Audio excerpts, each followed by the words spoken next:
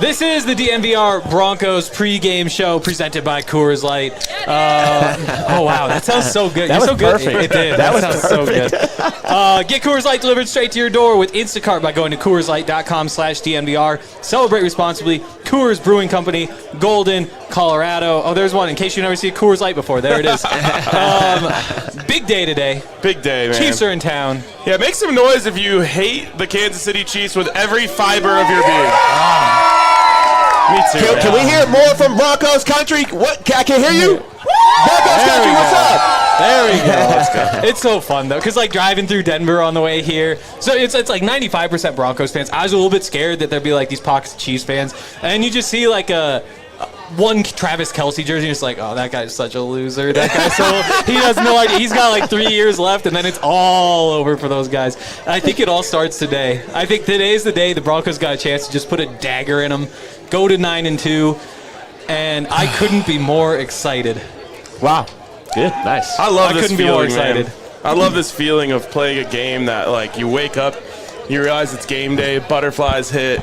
The game, the stakes are so high. Like, it's been a while. It's been a while since you had a feeling like this on a game day. And, I mean, there was the Adam Schefter tweet this morning where he said Broncos officials think this is the biggest game in Denver in over a decade since this guy was out there. I don't necessarily believe that this is the biggest game. I mean, that was the AFC Championship game. I think this is a really big game. Well, it's not as big, obviously. Yeah, well, and Broncos officials, I hope they're not saying that in the building. Oh. Because I don't think you should approach that game like this, because when you're playing the AFC Championship, you're playing for a chance to go to the Super Bowl, and it's one game elimination, obviously. If the Broncos come up short today, their season's by far not over, and you still have a chance to get to the number one seed. So I think this is a very important game. I think you want to go out here and you want to dominate and put Kansas City completely out of it, but I don't want the Broncos to play with that type of pressure today. Yeah. Of AFC Championship pressure is sleepless night pressure. It is turn off all notifications type pressure. Ooh. We're not there at that moment. Wait, right? I want to peel that layer back really quick. Tell me about the night before the AFC Championship or the Super Bowl. So night before the AFC Championship game, I was actually more nervous before that game than the actual Super Bowl. Super Bowl, you've made it there, you let it all hang out. The AFC Championship just had so much weight to it because we were the number one seed. Brady is coming in here. It's a Manning versus Brady. There were just so many different storylines, but the Manning versus Brady has one layer to it. AFC Championship, another layer to it. The Super Bowl being in the next couple of weeks, another layer to it. And then Peyton's last season. So there was a lot going on in that game. It was one of the only games where I actually had a play designed for me. I was somebody who could run a nice slant route, and they actually put in an X-delay slant for me. So I really couldn't sleep the night before. I was thinking about that. We never called it, but Damn. I was thinking about that the entire time. So AFC Championship, Super Bowl was, slept normal because you had 2 weeks to prepare. Yeah, you're like there. Yeah, you're there, and then you let it all hang loose. Like whatever happens, happens. But the AFC Championship game, tremendous amount of pressure. I don't think that's the type of pressure that's in this game right here. If so, I think it's more on Kansas City's side because their backs are against the wall. I still think it's the biggest game with the most pressure since then, though. You go back. So there was the game against the Patriots 2 years ago. Sean Payton's first year, a chance to go to 8-7, which opened the door to the playoffs. But that doesn't even that doesn't compare to this. Nope. I think that you go back to that game, there hasn't been anything close to this since. Yeah, I would say the game we lost to Kansas City, the next year. Yeah, that would have. That was a big game. It was a Yeah. Sunday night game. We were playing in a lot of primetime games that year. If we had won that game, we would have clinched playoffs. So the stakes are just so high in this one because the difference between 9-2 with an effective 3.5 game lead on the Chiefs versus 8-3 with a 1 game lead on the Chiefs. It's just I think that it's the Grand Canyon. I think the stakes are really high, especially for Broncos fans right now, because you want to beat a really good opponent, an opponent that's in your division, and then this solidifies all of the wins even more this year. Every win means everything, and you beat some really good players, but you haven't beat anybody like 15 yet. Yep, And if you beat somebody like him today, your wins they just mean that much more. And it's like, oh no, we are serious about everything. So it's going to be exciting. It's going to be really exciting. There's a chance that we're feeling really good tonight. So obviously this game's going to be a huge game. There's also a chance that we are going to see something incredible from the other side. I hope we don't. We're not talking about that. We're not talking about that because at this very moment, the Chargers are down 14-6 in the third quarter. Jaguars have the ball. They lose. You get this one. All of a sudden, all these doors are open. I want to ask. Okay, so that's a big storyline. We might dig back into this. But what else here? What else are the big storylines this week going into this game? It's the fact that as much excitement and pressure and all the things that are on the table here, the Broncos are severely shorthanded. Yep, and I agree. That sucks. It just sucks. No Alex Singleton, no J.K. Dobbins. The list goes on, and it's just like it's terrible timing for your kind of most injured game to come this week. Totally. Yeah. Go ahead.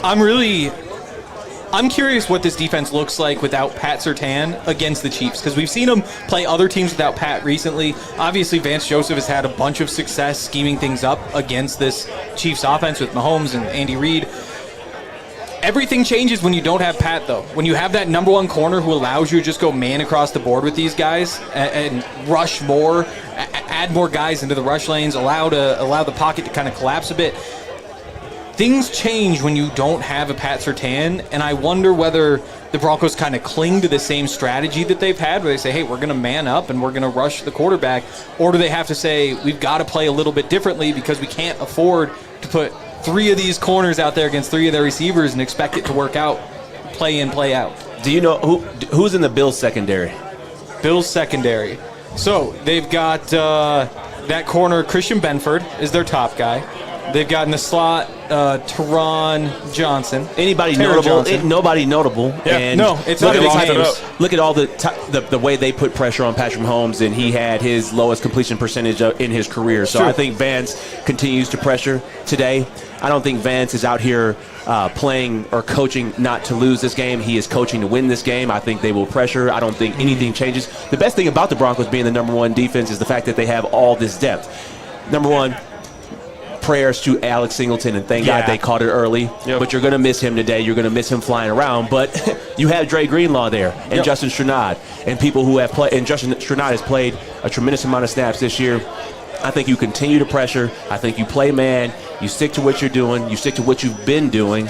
Patrick Mahomes doesn't have to show you that how he can beat you. But if you look at the Bills' game plan, clearly it worked. Yep. Clearly it worked. And their offensive line, they don't have world beaters on the offensive line. I would test their tackles the entire game, especially when you have the best pass rush and you have the most sacks in the NFL. Yeah, when I looked at this and started thinking, okay, what are they going to spend this week trying to figure out how to play? And the Chiefs side it's like they're going to try to figure out how to get the ball out of Patrick Mahomes' hand really quickly. Really quickly. Yep, I mean, 100%. It's going to be catch, turn, throw. And that's where I think the backups, the filling in for Pat Surtain, everyone moving down a slot is going to really be tested, because if you give big cushions, they're just going to turn around and catch 5-yard passes all day. But I almost think that there's a potential that's what Vance Joseph wants. Like, let's play the bend don't break thing. Let them dink and dunk their way down the field instead of letting them get the big one. I'm very curious to see if they do go man and they do bring pressure, are they going to trust themselves to get up close enough? Yeah, I mean, Kansas City is going to have to find a way to protect. I don't trust their offensive tackles on either side at all. And if they don't, the Broncos, Nick Bodino, I got him for 2 sacks today. Yep. I just think that he's going to have that big of a game. But it will be tough on the Broncos regardless. How are they going to guard Travis Kelce? That's always a question. I think Alex Singleton being out, that's where you really get hurt, is who's going to guard Travis Kelce, and then Pat also being out. I think that's the big question mark, because Dre Greenlaw isn't that. He's not that cover guy for Kelce. You got Brock Bowers, 1 catch for 31 yards, and you have Jake Ferguson, 0 catches for 0 yards. This team has actually shown they can do a great job. This is different cover. And that's what I was going to say. It's Yeah. the same way it is for like the pass rush going after Pat Mahomes, for the defense covering Travis Kelce. Like everyone is kind of getting a litmus test. Like, are you really that today? Yeah, I just think the only thing with Kelce, I think that we have the guys to cover him, but he doesn't. If the route says it's a corner route, he runs an in route. So it's just things that where these off schedule plays. Keeping Mahomes in the pocket, I think, is how you neutralize Kelce. Do you think it's in Patrick Mahomes' head at all that the last 2 quarterbacks the Broncos have faced have one hasn't played since, and the other one was basically on one leg by the end of the game? No, not at all. You don't think that's in the back of his head at all? He's the best player in the league. No, Right. He's not worried about that. He's worried about Benito and Cooper. He's worried about the rush, but he's not worried about getting injured or hurt. Okay. No. Am I crazy for thinking the biggest absence in this game is J.K. Dobbins, though? As great as Pat Surtain is, I think not having the guy who you feed, who's one of the most productive running backs in the NFL this year, it scares me. Yeah. I'm curious to see how they patch that together without him, too. Because obviously, people have probably heard by now, but likely out for the rest of the season. The report that if the Broncos make the Super Bowl, then maybe he comes back for that. And then Cliff also kind of said, maybe in the playoffs at some point, but it's a Liz Frank. He's not coming back from the Liz Frank. That seems to be the vibe. Yeah, he's not coming back from the Liz Frank. And prayers out and speedy recovery to J.K. Dobbins. I think that's a huge loss just based off of the swagger that he brings. Right. Even when he would, have 8-10 carries, this type of swagger that he brought to the entire offense, he was the life, and he was the soul of that offense. So definitely going to be missed. But I think Sean also does his best coaching jobs offensively when there is a key person missing, whether it was Michael Thomas, whether it's been Drew Brees at quarterback. These times where he's had to figure out how to score points, how to keep the ball moving with an integral piece of the offense moving, he's done a great job throughout his entire coaching career, and I think this is a Sean Payton type of game if the Broncos want to win it. I want to take you back to free agency and the draft. Okay. The Broncos let Javonte Williams go. Yep. They say we need new running backs. The problem wasn't the blocking, the problem was the backs. Their fix to that was we're going to draft R.J. Harvey. It wasn't until long after that they signed J.K. Dobbins, and so it's time for R.J. Harvey to be that guy. He has to step up. He is, and I think when they signed J.K. Dobbins, you have to know when you sign J.K. Dobbins, we're hoping to get him for half the season. Which they did. And they did. Mm-hmm. And I almost think that it was kind of we got to buy some time for RJ to grow up a little bit. And now you have that opportunity. He had that opportunity. He's got to take these reins and run with them. Yeah, it's going to be really interesting because the Broncos, one of the things that Sean Payton has said is that he has liked the shift toward playing each one of them for a drive and then alternating. Playing J.K. Dobbins for the majority of one drive. Next drive, it's R.J. Harvey who comes in for a drive. In part because it gives him the opportunity to know who the running back is going to be on any given play, which helps him call plays because he knows, okay, we've got Dobbins in there, and that means we're going to do this. Got Harvey means we're going to do that. What we found is that they just don't really run the ball when RJ's in the game. They run the ball when JK's in the game. And so I think that there are a couple things going on here. One is that we've talked about this offense maybe being a little bit predictable at times. This could be where Sean loses some of that predictability because now he has to be more balanced. Going back to something Benny kind of said, doing his best coaching when somebody's out, that could be the way, the form that takes. I'm also curious. Less personnels. Right. There will be less personnels, and I think, Sean, everything will mirror off of each other more so in this game than any of the other games previously because you will primarily have RJ in there as the running back on all passing plays. I just hope that on third down, who's going to be the third down back because Kansas City pressures. And that's where I get a little nervous if RJ is in there on third down. Spagnuolo shows these blitz zero looks. Do you know who to block and how to block these things up? It'll be Bidet because of that. Yeah. Because of that. That's the reason why he's been active every week this season because he's the best at that. Yeah, he is the best at it. I am curious, though, just to see. Part of the reason you haven't seen R.J. Harvey run between the tackles is because he wasn't all that good at it when they tried it. Yep. And I think that's the piece where Can he take that step now that he's needed? This is the defense to do it against. It is the defense to do it against. They're not a good running defense. Again, he's broken the 2 explosive plays. They're the only 2 runs he has. They're 10 or more yards out of the 50 carries he has this season. So he's going to get those opportunities. I think Jaleel McLaughlin's the bell cow today, though. I think he's the guy who's getting the most carries between the tackles. I mean, it's what this offense was last year. When you look at 3 of the last 4 games of last season, he's getting 10-plus carries because he's the guy you can hand the ball to and make something happen. He going to run the ball hard as hell today. He is. He knows what's on the line. Yeah, 100%. Yeah, this is, I wouldn't say his career, but yeah, this is your opportunity for the rest of the season to take advantage of it. Right. And Kansas City doesn't have a great run defense. It's like all the energy of a contract year boiled into one game. Yep. Yeah, absolutely. I think he's 26 now. That's, in theory, pretty close to your prime as a running back. He's getting his 1 shot this season. It's going to come this week. Yeah, the biggest game. Like, this is his opportunity to kind of take it and run with it. So if I were to make the bet, I would say it's Jaleel who kind of subs into the Dobbins role. Harvey retains his role. Bidet retains his role. And then you kind of shift things around a little bit. You think Jaleel's going to get more carries today than RJ? I do. Wow. I do. I think Harvey has more touches because of the catches, but we'll get to some bets later on. I think that would be a real problem. I think it's important to note that RJ has actually been really good running the ball out from under center and out of the pistol. The one place where he's really struggled is running the ball out of shotgun. And so I could see those 2 sets, the main, like, as we like to call them, traditional runs, still being RJ Harvey. Yeah. But if you want to hand it off out of the shotgun, I wouldn't be surprised if that's Jaleel. I'm interested. I'm curious to see how this whole thing goes. Because, I mean, these are, like you said, this is what Sean Payton's here for. You've got this puzzle in the backfield. How do you solve it?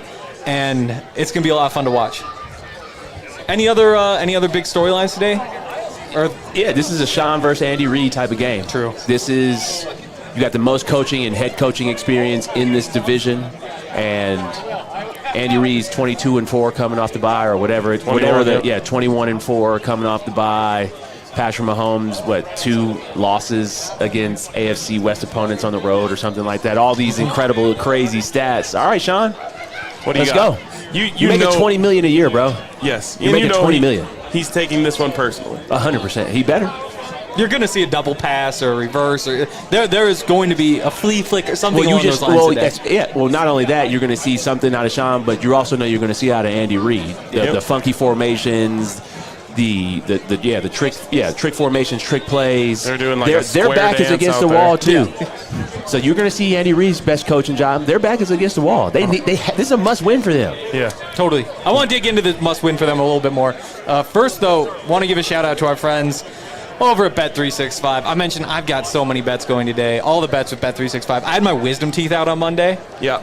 Luckily, we've got daytime college basketball. Thanks for playing hurt today, man. This is actually painful. It's like the smiling and like the loud talking. I'm a little bit nervous about how this day is going to go. I think I might be bleeding right now, honestly. But the point is, Bet365 is the best.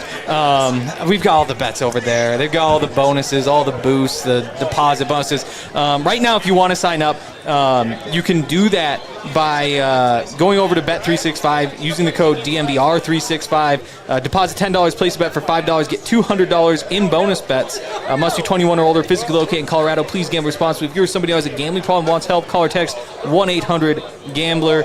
Also, we got Bet365 in the house today, which is a lot of fun. Shout out Bet365. I'm excited to go talk. I had a nice little 4-leg parlay yesterday, college football that I hit. It's just the best feeling. It's one of those ones where it's like 2 early games, a midday game, and a night game, and I'm just like locked in the entire day. Finally hit the last leg. Great night. Montana minus 31.5 parlayed with Nuggets money line. Underdogs in Minnesota. Easy money. I actually feel like I should apologize to these guys when I meet them. But back into the show. Got hit the game notes. We mentioned on the Broncos side a bunch of injuries. Also still don't have Nate Adkins, of course. No Jonah Ellis. No Jonah Ellis is an issue. Especially on a day like today when you want to be rotating all these edge rushers. Part of the value of the Broncos defensive line is the depth. You can just keep subbing guys in and you don't really lose anything. On the Chiefs side, though, you actually have a couple injuries as well. No Isaiah Pacheco. His best football was 3 years ago. Guy's kind of washed now. But, it's a name we've all heard. Outside of that, they're totally healthy. And Yeah, I mean, Xavier Worthy popped up on the injury report, so you wonder if he's Okay. Sub 100%. But yeah, I mean, they're healthy and we're not. Right. And I mean, healthy Broncos to me probably is a pretty clear step ahead of the healthy Chiefs. When you have the injuries, though, it all balances out. Is it a step ahead? I think it's If they're both healthy? This Chiefs team is not the Chiefs teams of the past. They can't run the ball. Their defense is nothing special. I mean, healthy Broncos with Pat Surtain, with J.K. Dobbins, and there's a reason these guys are 8-2. Let me tell you something, bro. When the teams are both healthy, they still have the best player. They do. Yep. So there'll always be a step ahead. Yeah. Because they always have the best player. We'll see if they can neutralize them today. Yeah, I feel pretty good about it. I want to dip back in, though. Like I said, biggest game in Denver in a long time. And it's a beautiful day. Exactly. I'm just glad that the weather is not going to play a factor. Well, I've said it once, I'll say it a million times. The sun never stops shining during a Denver Broncos win streak. We might not have a winter at all if they keep winning. That's true. We might not have one at all. But it's so fun coming down here. We were down at the stadium yesterday. You see, like, CBS is setting up. Their whole morning show. They set up a mechanical bull and put Bill Cowher on it and started throwing things at him. I don't know. This stuff like that is happening in Denver, which is fun. I just love that they're like, we got to do something in Colorado. Right, exactly. It's like, let's put this in a mechanical bull. Yeah, and then I think like Matt Ryan tried to get off the front of the bull where the horns are, and those guys didn't know their way around a bull. But that's not the point. The point is everybody's eyes are on Denver, and as much as we've seen, last game was Thursday Night Football. In theory, the nation is watching, but nobody's really watching. It's the Raiders playing on Prime. On Prime, yeah. This is actually the game of the week. This is the national broadcast. This is the one everybody's tuned into. And people across the country know that this is the Raiders trying to stay above 500. The Broncos trying to prove that they're... Yeah. Oh, sorry, Chiefs. Yeah. Man, he thinks so lowly of the Chiefs that you're confusing them with the Raiders. I've said more words in the last 15 minutes I've said in the last 5 days. You sound good. You do. Good. I'm normal. Fighting through it at the moment. We're proud of you. You're going to be spitting blood here in a second. It's going to be interesting to see, man. Yeah, this is a nationally televised game. This is one of those games that you love as a player. I was very spoiled in my time in Denver. 3 out of my 4 years, we would always play in the 425 slot, or we're playing at night. So that was something that I wasn't, it was just, you were just accustomed to it. So it'll be interesting to see. But yeah, the entire world is watching this game, and the entire NFL is watching this game. And the other NFL teams are trying to, this is going to be not only, I think a lot of teams are actually pulling for the Broncos to knock the Chiefs out. And then also, I think a lot of the NFL, especially the AFC, is going to see how serious is Denver against this type of competition. Chiefs coming off the bye, backs against the wall. They're 5-4. They have to keep their AFC West hopes alive with a win. And also, they just need a win in general. Right. And they need a win against a really good opponent. So, yeah, all eyes on the Broncos. I'm just worried about Bo's health. The way that he's looked the last 2 weeks makes me think he's hurt. And so, if he's not, then I feel really good. But I'm, wondering if there's something going on with a shoulder or, whatever. And I think if this week looks like the last couple weeks, which would be very bad for this game, then that'll be my theory. That's the worst thing you can say about a player. It's I don't know, he must be hurt. Something's not working out, he must be hurt. Well, I think that's actually a good thing to say is you think of him in such a high level that it's all right, he can't be playing that bad unless there's something actually really wrong with him. Yeah.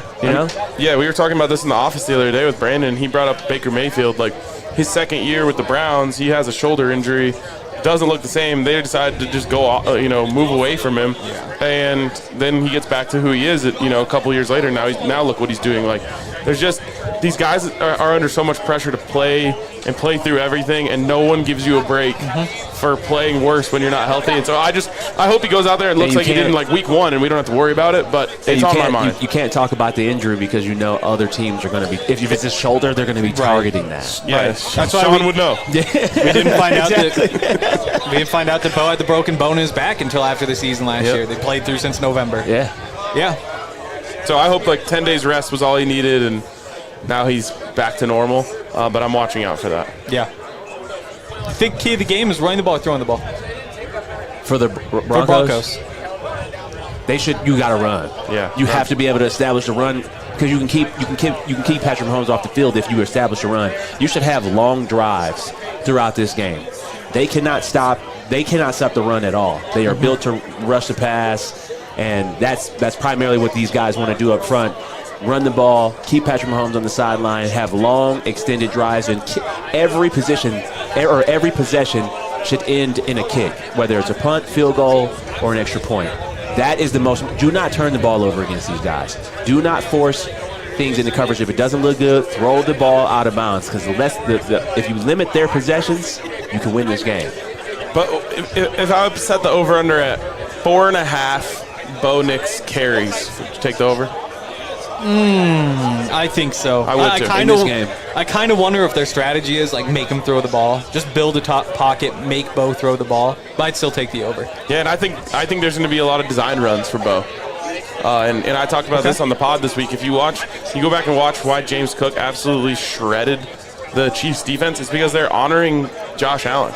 Right. Like they're just little paws on the backside, and that was giving him enough of a crease. So I think, if you can get those types of holes that they got for James Cook, for RJ Harvey, like that's going to the crib. Ribbo. Before we get out of here, gotta give you guys our pregame picks. And as a reminder, our pregame picks are presented by Bet365. Download the Bet365 app. Use the code DNVR365. Deposit $10. Place a bet for $5. Get $200 in bonus bets. All right, got 3 of them. First one, Marvin Mims is back. I've got him for 3 catches, plus 100. I think there's going to be at least like 3 screens, right? Yeah, I think so. He going to touch the ball 3 times on the first drive. I think so. I think that's an Sean easy can't one. wait to have him back. 4 sacks for the Broncos, plus 130. You always wonder a little bit 4 with Mahomes. sacks? I think they got 4 on him today. No chance. No chance. You got 2, Benito. You don't think there could be 2 more? I think Benito is. I think he's going to have those 2 plays where he times up the snap count and no one touches him. But I think Mahomes is going to be super aware of that today. Okay. I like the 4. I want the 4. I want you to be right. Yep. We need you to be right. I've got one more. It might be a little bit crazy. 16-1 odds. Julian McLaughlin to have 10 rush attempts. That's You that's already plus said that. 1,600? Yeah, plus 1600. 16-1 on Jaleel to have 10 rush attempts. Wow, that might be. This could be your moment. He had 10 rush attempts in 3 of the last 4 games last year. He's just moving back into that same role. It would be interesting. It's kind of like when a coach gets fired or whatever, and they just promote like a special teams coordinator or something to head coach because they're like, we need everyone else to stay in their exact role. And that would be the way to do it. Call up Jaleel, make him the lead back, and keep RJ in the Joker role. Totally. All right, now I'm going to have to go to Bet365 and do this. Yeah, I'm There going. we I'm go. definitely There we doing go. that. Do it quick because we always change these lines, and I'm always really proud of that. All right, that's going to do it for today. We're going to have the watch along going. You guys got the Broncos winning? Oh, of course. I got 21-18. I think the Chiefs get a 2-point conversion late to pull within 3. I got the Chiefs winning. I know you do. 24-17. I know you do. We got to put something on this. Pizza bet? Sure. Pizza bet. Well, I don't want the Broncos to lose. No. Just said But it. I understand. But we'll say loser has to bring a pizza to the watch along next week. Loser's got to drink 10 shots of tequila. I In a will- row. I can do it under an next hour. week. I'm just banned from alcohol at In the an moment. hour. Wow. In that an seems- hour. Okay, we'll figure out the details. We'll figure My out the phone's details. ringing. It's HR. Shoot, not again. That's going to do it for today. Stay tuned for the watch along. Join us on the post-game show. Give us a like, comment, subscribe, all that stuff on the way out. Go Broncos. Super Bowl 50 champion Benny, RK. I'm Harry Chisholm. God bless See you guys Bo later. Nix. God bless him. We all silly like the mayor.